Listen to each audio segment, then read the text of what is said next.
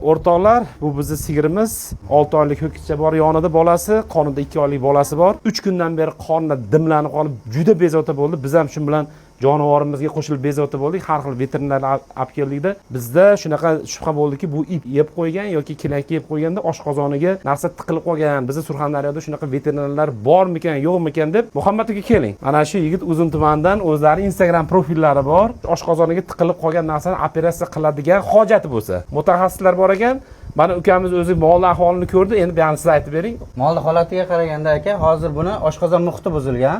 Shuning uchun 3 kun tempaniya bo'lib, oshqozoni buzilgan. Xudo xolasa buni meditsinalar davom ettirib davolasak yaxshi bo'ladi. Operatsiyaga hojat yo'q. Operatsiyaga hojat yo'q. Operatsiya qachon to'g'ri, haqiqiy tashxis qo'yiladi, aniq bir yod jism bo'lishi aniq bo'lgandan keyin operatsiyaga tayyorlanadi. Uzun tumanimizda veterinarlar ko'p, lekin sizga haligi operatsiya agar hojati bo'lsa operatsiya qiladiganlar kamroq ekan. Bu endi kechaginga nisbatan axlat qildi, holat o'zgardi. O'zimiz ham sizga aytdik-ku. Xullas nima demoqchimiz? Agar Uzun tumanida sizga chorva hayvonlaringiz oshqozonlarida tiqilinch bo'lib qolib, u mollaringiz qonni dam bo'lib, bezovta bo'lib, hojat bo'ladigan bo'lsa, operatsiya qilib kesib, uni bu yigitni videolarini qo'yib qo'yamiz. O'zlarining Instagram profillarida ham o'tib ko'rasizlar, Muhammad ukamizdan kuzatasizlar.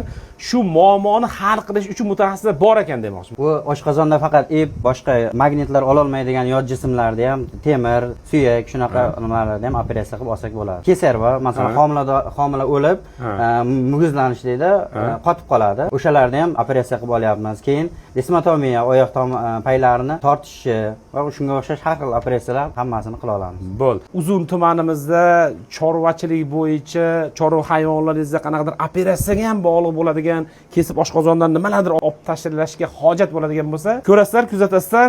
Birgalikda qo'yamiz Muhammad ukamiz bilan. Bu yigitni Surxondaryoliklar agar qanaqadir chorva hayvonlaringizda operatsiyagacha boradigan, ehtiyoj bo'ladigan bo'lsa, o'zlariga aloqaga chiqasizlar. Rahmat e'tiborlaringiz uchun, salomat bo'linglar. Rahmat sizga.